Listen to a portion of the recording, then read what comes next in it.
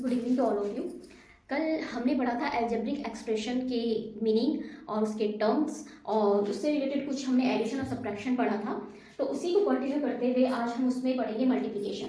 सबसे पहले जो एल्जेब्रिक एक्सप्रेशन है वो हमारी लाइफ से कैसे रिलेटेड करता है, तो उसमें एक जो कथन है वो क्या कहा गया है कि जैसे एल्जेब्रिक एक्सप्रेशन में हर एक एक्सप्रेशन की अपनी एक आइडेंटिटी होती है, एल्जेब्रिक एक्सप्रेशन में हर एक एक्सप्रेशन की अपनी एक आइडेंटिटी होती है, उसी तरह हमें भी अपने ज्ञान और अपनी मेहनत से अपनी एक पहचान बनाने की एक ताकत होती है और उसी के द्वारा क्या है हम अपनी एक आइडेंटिटी बना सकते हैं।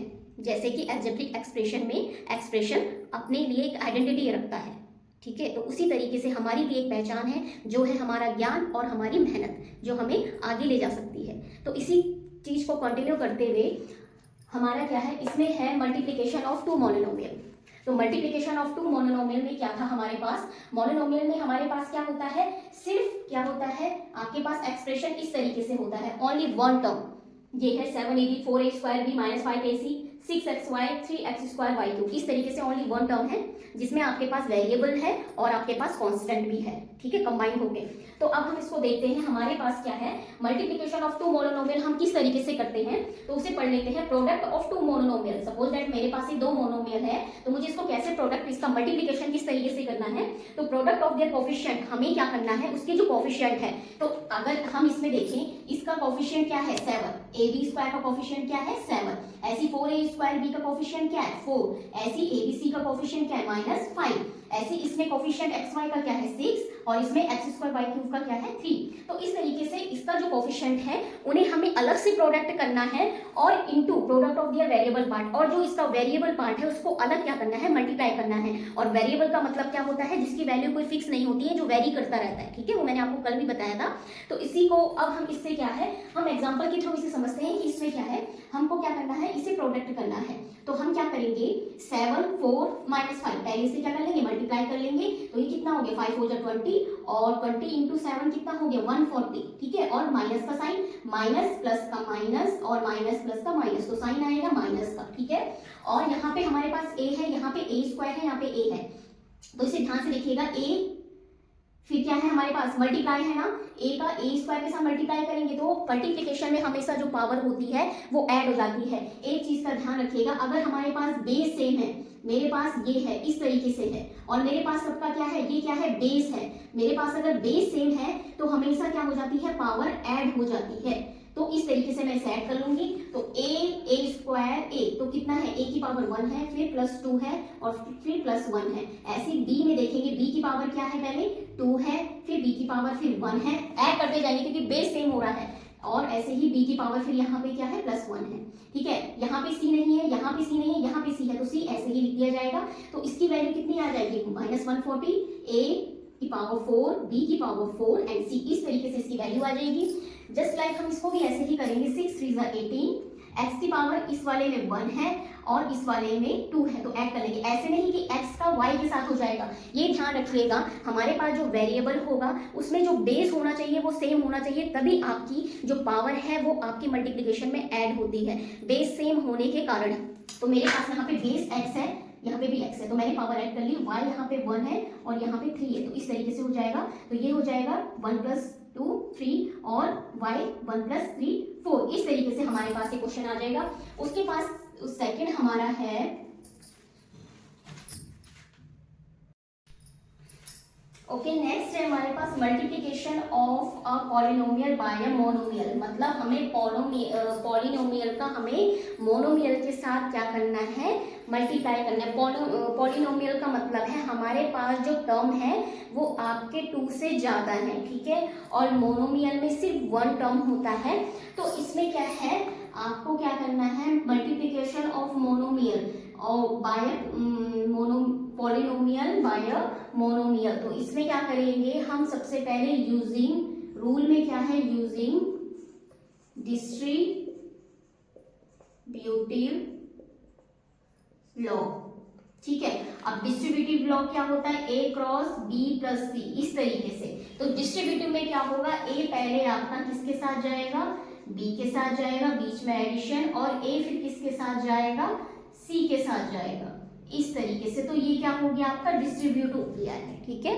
तो मैं सपोज दैट यहाँ पे एक क्वेश्चन ले लेती हूँ, मेरे पास क्वेश्चन है जैसे 5a square b square into 3a square minus 4ab plus 2b square, इस तरीके से मेरे पास एक क्वेश्चन है, ठीक है। तो अब मुझे क्वेश्चन सॉल्व करना है, ये मेरे पास मोनोमियल है और ये मेरे पास पॉलिनोमियल है, तो मुझे इसे सॉल्व करना है। अब मैं क्या देखूंगी, 5a स्क्वायर पहले किसके साथ जाएगा आपका, इंटू 3a स्क्वायर, इस तरीके से डिस्ट्रीब्यूट हो जाएगा, माइनस यहाँ पे आ जाएगा। उसके बाद ये किसके साथ जाएगा, इसके साथ जाएगा, 5a स्क्वायर b स्क्वायर और इंटू 4ab। उसके बाद आपका 5, यहाँ पे ये साइन देख लीजिएगा, ये जो साइन आ रहे हैं वो यहाँ पे लगे हुए हैं, ये plus 5a square b square, ये क्या आ जाएगा आपका, इंटू 2b स्क्वायर, इस तरीके से ये आ गया है। तो अब हम क्या करेंगे, हम सबसे पहले आपका कोफिशिएंट है उसको मल्टीप्लाई कर देंगे, ठीक है। तो 5 3 15। अब हम देखेंगे जिसका बेस सेम है, ए बेस सेम है तो पावर क्या हो जाएगी, ऐड हो जाएगी, तो 2 + 2 कितना हो गया 4। बी के साथ यहाँ पे कुछ नहीं है तो सिर्फ बी स्क्वायर आ गया। उसके बाद यहाँ पे देखेंगे 5 4 20, आपका कोफिशिएंट के साथ मल्टीप्लाई, ए की पावर 2 है, यहाँ पे ए की पावर 1 है, तो 2 + 1 3, यहाँ पे b की पावर 2 है, यहाँ पे b की पावर 1 है, क्योंकि अगर जिसकी पावर में कुछ नहीं इसका मतलब उसकी पावर 1 है, ठीक है। तो 2 + 1 कितना हो गया 3, इस तरीके से आगे बढ़ते जाएंगे। यहाँ पे 5 2 10 और ये हो गया a स्क्वायर, b की पावर 2, b की पावर 2 कितना हो गया, b की पावर 2 + 2 4, क्योंकि a की पावर 2 ही है, यहाँ पे कुछ नहीं है, तो a की पावर 2 यहाँ पे वैसे उतर जाएगा, ठीक है। तो इस तरीके से हमारे पास multiplication of a polynomial by a monomial ये हो गया है। नेक्स्ट है मल्टीप्लिकेशन ऑफ टू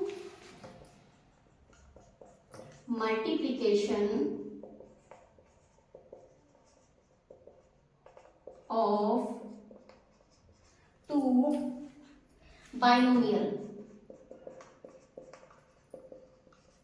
अच्छा, बाइनोमियल में क्या है हमारे पास, जैसे हमारे पास दे रखा है a + b cross c + d, यही है ना, ठीक है। a + b आपके पास 2 आ रहा है, 2 टर्म्स आ रहे हैं, a and b, c and d, ठीक है। तो अब क्या है, हमें क्या करना है, इसको मल्टीप्लाई करना है। तो रूल क्या लगेगा, a पहले c के साथ जाएगा तो क्या हो जाएगा a क्रॉस c, फिर a किसके साथ जाएगा, d के साथ, तो क्या आ जाएगा, और बीच में प्लस का साइन है, प्लस a क्रॉस d, ठीक है। फिर b किसके साथ जाएगा, c के साथ, b जाएगा c के साथ, इस तरीके से b क्रॉस c, प्लस फिर b किसके साथ चला जाएगा, d के साथ, ये, ठीक है। तो क्या हो जाएगा b क्रॉस d, इस तरीके से हमारे पास से रूल आ जाएगा बाइनोमियल का।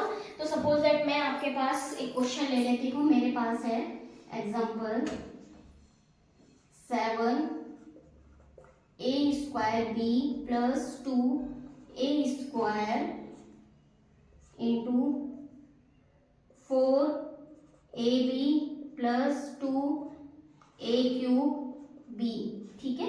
इस तरीके से मेरे पास एक क्वेश्चन है, मुझे इसको सॉल्व करना है, ये 2 बाइनोमियल है, तो इस तरीके से मुझे क्या सॉल्व करना है, देखो 7a स्क्वायर b पहले किसके साथ जाएगा, 4ab के साथ, तो 7a square b into 4ab plus ये वाला, ठीक है, ये कहाँ आ गया, इसके साथ आ गया 7a स्क्वायर